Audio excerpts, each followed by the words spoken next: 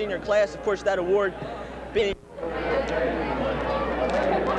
So, Norristown will receive to start off this second half of play at the 1982 Thanksgiving Day ball game. It's 12-0 Norristown, 24 minutes left to go in the ball game. As the Eagles climb out onto the field, both teams, of course, came into this ball game extremely prepared, both of them champions in their own division of Suburban 1 League play. This game, as you all know, is for bragging rights of the area, as well as even the Delaware Valley and the Suburban 1 League. An extremely important football game, and the people here seem to prove that.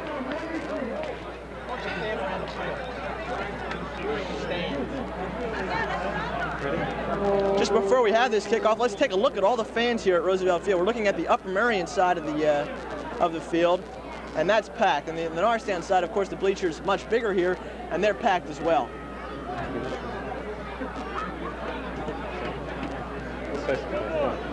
And of course, Norristown Athletic Director George Ortlip says he's the man who should be responsible for this day because he ordered this weather. It's a perfect football day. I'll tell you, the man has got so much authority, but someone has to do the job, you know? Okay, down onto the field now. Upper Marion kicking off for the first time in this ball game. Back deep for Norristown. Number 1, Tommy Friday. Number 2, Wayne Denson. Riding's kick goes deep. It's going to be taken by Wayne Denson at the 9-yard line. Fine kick. Wayne Denson with his blockers up the middle. Got a little running room, and he's brought down by... Well, let's catch the number. That was number 41 for the Vikings, which would make it John DeGinto.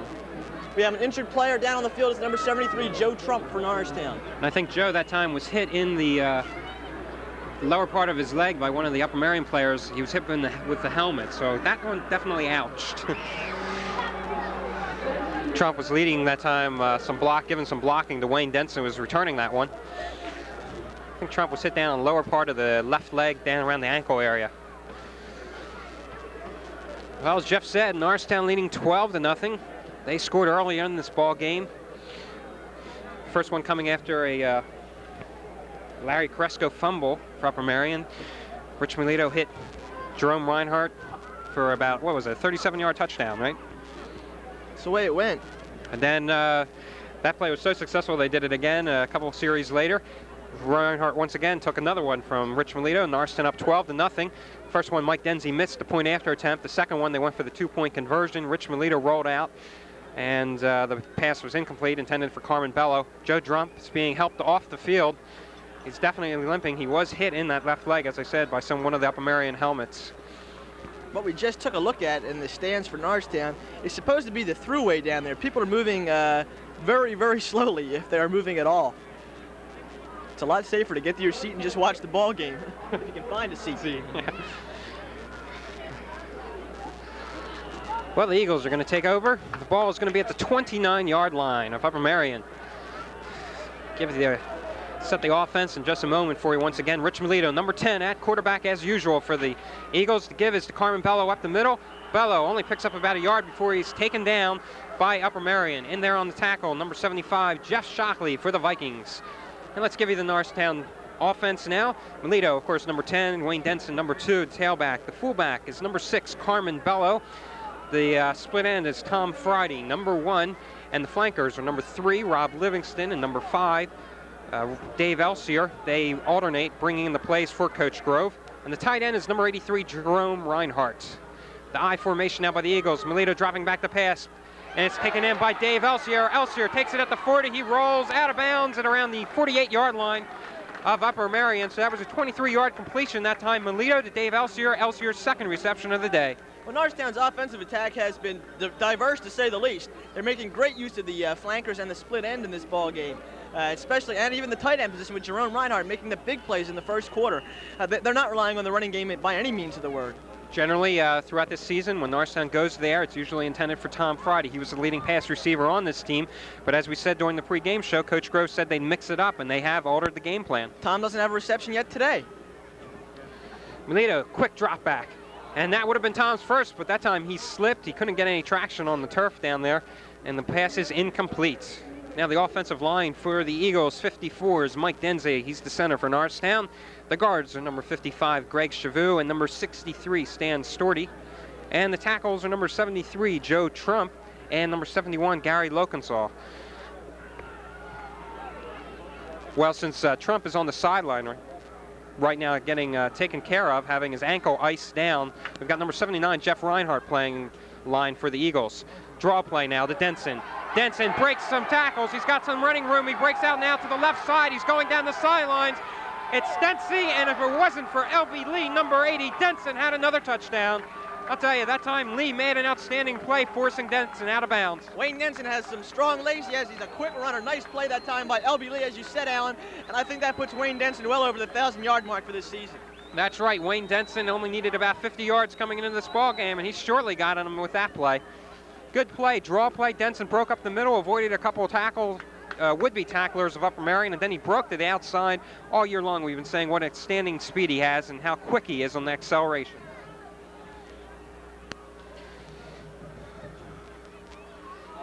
Hand off up the middle, Carmen Bello. Bello, touchdown, Eagles. I'll tell you, that time Bello took it up the middle. I think he fooled quite a few people. Most of them thought he was down. Bello, though, broke right through the Upper Marion defense, both bursting into that end zone. Norristown going up 18-0.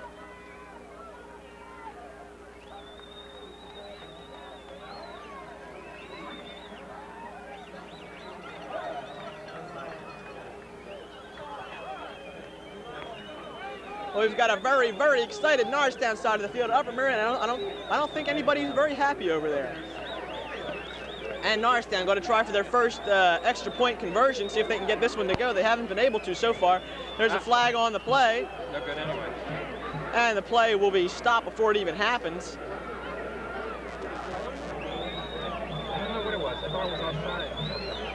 I believe the call was delay a game against Norristown, so we'll move it back 5 yards for the extra point attempt. The kick was shanked by Mike Denzi anyway, so, you know, all's well for Norristown. I think that you're right. It was a delay of the game against the Eagles. The official just made the signal there. So they're going to move it back 5 more yards. Denzi will have another attempt now. Mike's having a tough day off the tee. Doesn't matter. We've got 18 points already. I think he's got that one. Yes, it's good. Mike Denzi nails that one. Norristown goes up 19-0. Well, that last scoring drive only took, what, Jeff, 1 minute and 18 seconds. I'll tell you, it was quick. Norristown driving right down the field. Carmen Bello going the final about 12 yards for the touchdown. Big play, Wayne Denson breaking through the middle and cutting to the left side, going down the sidelines, being forced out at about the 12-yard line. So what's going to happen here? Upper Marion's got to put together a good drive. This is really it for them. I mean, they've got plenty of time. You're only down by 19 points. We've seen Norristown overcome big leads like deficits like that. But as we said earlier, Upper Marion usually is not in this position. I don't think they've been this way all year.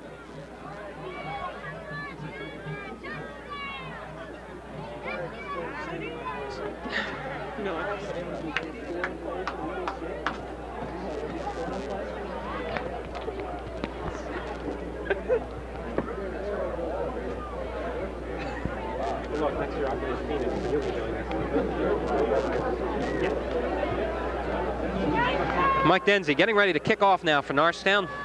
Number 7, Chris McDonald. Number 22, John Kelly. He's been very quiet in this ball game. They're back deep, awaiting the kickoff from Denzi. A low one, but the deepest one yet for Denzi. Kelly fields it at the 16-yard line. Kelly finds some blocking, goes right up the middle. He's down at the 39. Kelly was taken down by Ken Lockhart, number 35. Also in there, number 5, Dave Elsier. And 53, John Brown. That's right. Got all those numbers right, didn't I, Jeff? You're great, Alan. It only took you 11 games. Well, it helps when I have such good partners like you. My plural? Kelly takes it now. Goes around the right end. He bulls his way through the Norristown defense. Finally picks up about 10 yards just by himself. He's finally taken down by Nate Balknight, number 26, and 35, Ken Lockhart.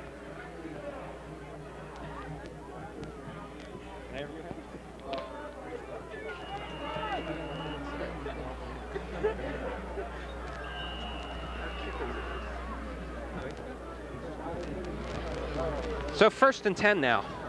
And one of the Norristown players is down. We have an official's timeout at the moment.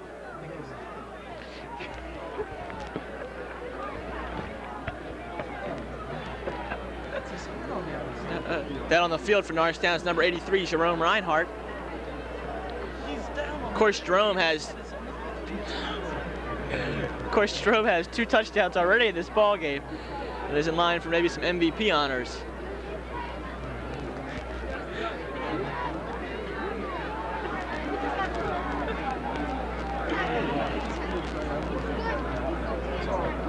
And Jerome makes the way off the field by himself.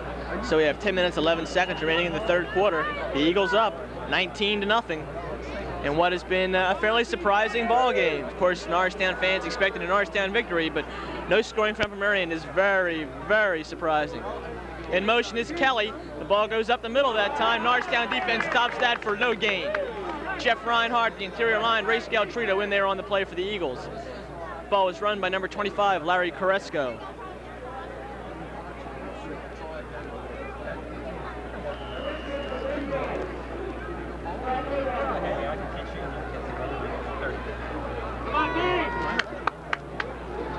So, Perubin ready to set the play. In motion is Rodenbaugh. He takes the ball on the left side, go off left tackle. It's a nice play by the Vikings, goes for about 6 yards.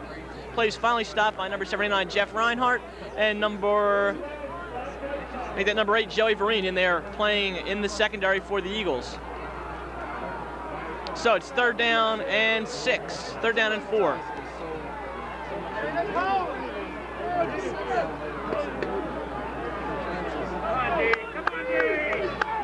Little chance for the defense for Norristown here. Rodenbaugh in motion again, same play they ran the last time. Norristown defense says no go this time. Fumble on the play. No, Rodenbaugh was thrown down before the fumble, so we'll make it 4th down now for the Vikings. Play was made by Jeff Reinhardt and Nate Balknight this time.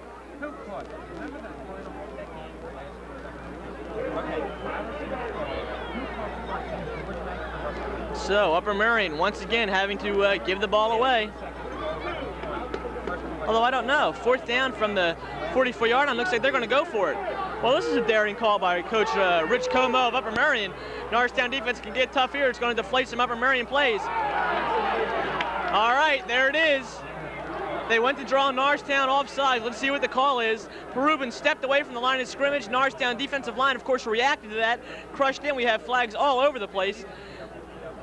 Apparently, obviously that was a set play by Upper Merion looking for the offsides call. The officials are discussing it. And that's what it is. It's going to be offsides against Norristown. Illegal motion against Norristown. Well, that's a play that Upper Merion really dug out of the remnants of their back pages of their playbook. I've never seen that before.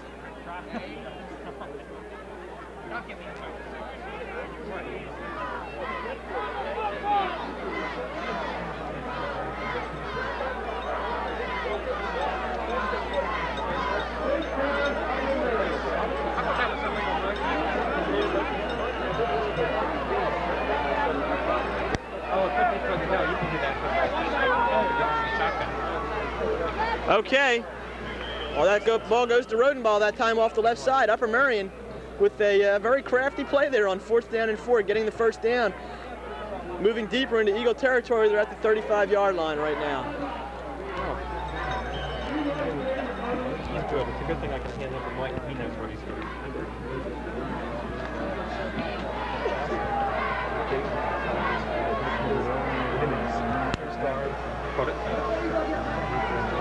Man in motion is Kelly. He swings around from the left side. He takes the ball up the middle, and before he's dragged down by 83, Jerome Reinhardt, and number 4, Toby Tolliver.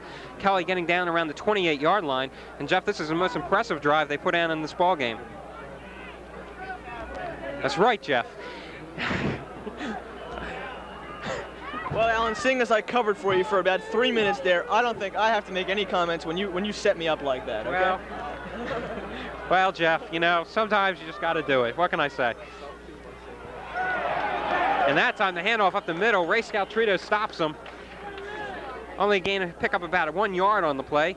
That time carrying the ball was, let's see, that was number 25, Larry Koresko.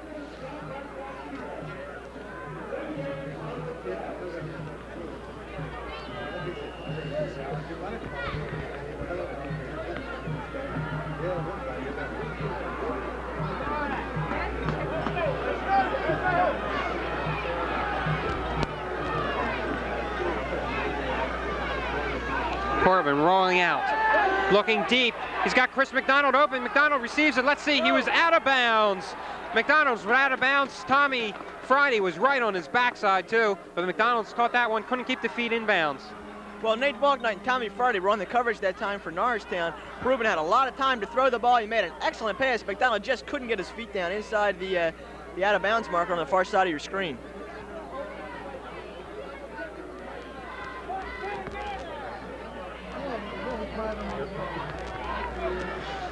So we're going to have 3rd and 10 now, 6:33 to go in this third quarter. The ball is being marked at the 27-yard line of Norristown.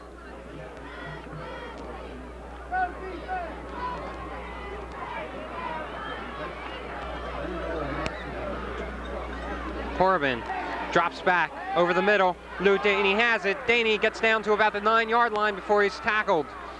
In there for Norristown, let's see, that was number 33, Delbert Chavou. And I think it was 26, Nate Balknight making the tackle. Lou Daney takes it in for Upper Merion. This is the first time we've really seen some excitement from the Upper Merion fans there on the far side of the field. That was a nice call by Coach Como that time. Really threatened the Norristown defense. They were spreading out into their zone, and Daney cut right across the middle.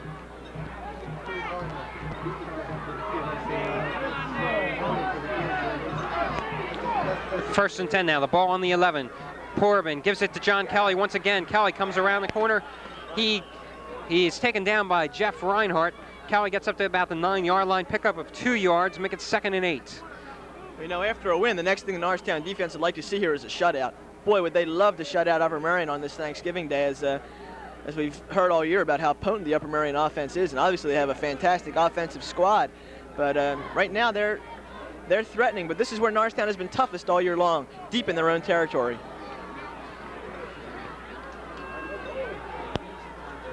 Lone man in the backfield is Koresko. End around though, to Rodenbaugh. Rodenbaugh, I don't think he picked up any yards that time. Once again, this time it's Damon Davenport and Delbert Chavou that are in there on the tackle. We've got a goal-to-go situation for Upper Merion. They had the ball at about the 10-yard line when they took over, so it's... No, they took over at the 11, so they can still get a first down, but they've got to get it to the 1-yard line. I don't see the marker down there. I don't know. The scoreboard says it's 3rd and 7. But then again, they've been wrong too. We've got about 7 yards for touchdown. I don't see any first down marker down there. I think it's goal to go. Oh, when you're this close, it doesn't really matter, that's for sure. Once again, Rodenbaugh going in. And we've got Porbin is going to get sacked by Ken Lockhart. Lockhart broke through on the right side of the Eagles' defensive line, came bursting through the pocket and just sacked Porbin as he started to roll out to the right. I'll tell you, that was a very good play that time. Critical one too for Norristown, because that put Porbin back down to about, let's see, he's down, the ball's being marked at the 9-yard line, and plus it advances down. Well, exactly. Ken Lockhart has been a big defensive player for Norristown all year long with his linebacker blitz there. That may be the biggest sack he's had all year. So this is it, 4th down now for Upper Merion. Porbin rolling back.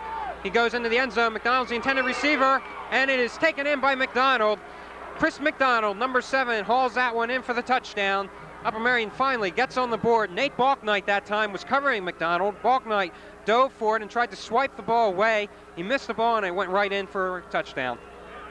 Nice play by Upper Merion, a daring play. Of course, they had to go to the air on 4th down. It's good determination by the Upper Merion offense. McDonald, of course, the leading receiver on Upper Merion this year. He had 18 catches coming into this ball game.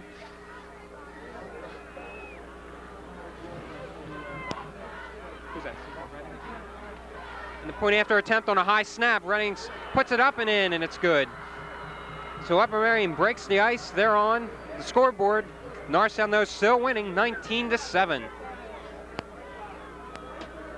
Touchdown coming on a Dan Porbin 11-yard pass to Chris McDonald in the end zone.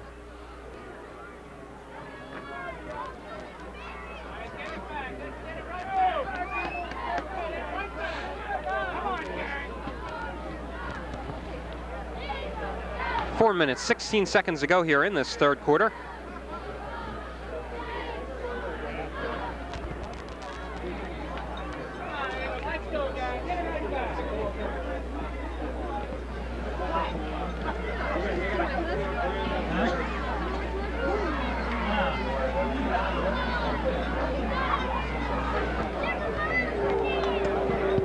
Deep men for the Eagles awaiting the kickoff. Number 2, Wayne Denson on the far side. On the near side of the field, Tom Friday, number 1. They're both standing around the 8-yard line. Cesar Reddings will be kicking it off.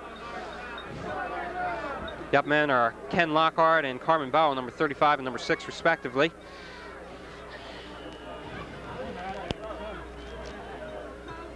Good kick this time by Upper Marion. Friday takes it back at the 4-yard line. Friday coming right up the middle. He's got some blocking as the wedge starting to develop. Friday gets up to the 27-yard line before he's taken down.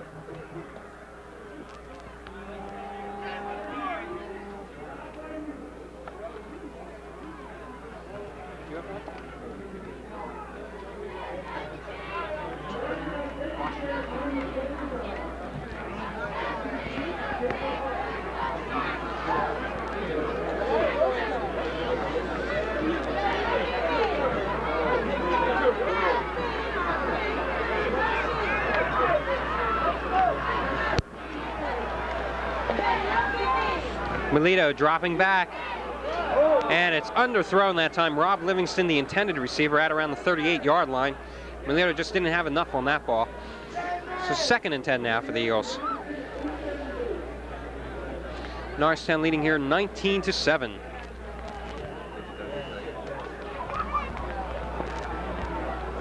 This game is being brought to you by the Norristown Area School District.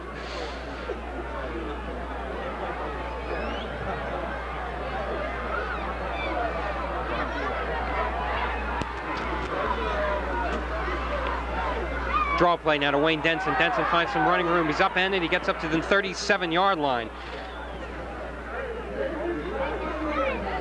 Number 14, Jim Rodenbaugh, linebacker on the Upper Marion defensive side, made the tackle that time on Denson. As you see, number 3, Rob Livingston, and number 5, Dave Elstier. They alternate carrying in the plays from the sidelines from Coach Grove.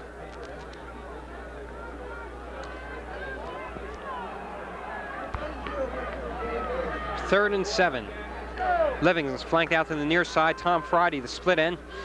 Melito taking a deep drop this time. He's getting pressured. Melito's almost taken down. He avoids 2 Upper Marion tacklers. Melito finally unloads it to Carmen Bello. Bello can't hold on.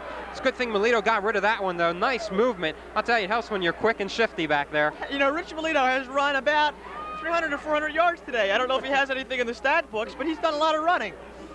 Upper Marion with a lot of pressure in there. Now this is what Upper Marion needed. They needed a good, strong defensive series, and they got it. Norristown with a 4th and 7 situation, they're going to have to punt the ball away. Excuse me, Upper Marion gets on the board here. They have 3 minutes remaining in the 3rd quarter. Now this game can go any way. Mike Denzi's coming on once again to handle the punting for Norristown. Back deep for Upper Marion is going to be Chris McDonald, number 7. Number 22 is John Kelly. Denzi's got plenty of time. Poor kick this time by Denzi. It's finally taking an Eagle bounce just for a couple of yards, and it's down at the 42-yard line. And the Upper Marion crowd is definitely getting fired up here. 19-7. Upper Marion still has a whole quarter and 2 minutes to go in this one to get back into this ball game, trailing 19-7. Well, that's right. The Upper Marion squad sees light right now. They can see winning this ball game. It's definitely not over with. They've got good field position, and they've got momentum on their side too, I think. This is where we'll see how tough the Norristown defense is. Cresco and Rodenbaugh in the backfield. The handoff is to Rodenbaugh up the middle. He only gets about a yard on that play. Damon Davenport making the tackle for Norristown. 2nd and 9 for the Vikes. Vikings, of course, came into this ball game undefeated, 10-0. The winners of the American Conference of the recently reorganized Suburban 1 League. Of course, Norristown coming into this ball game 10-1. They were the co-champions along with the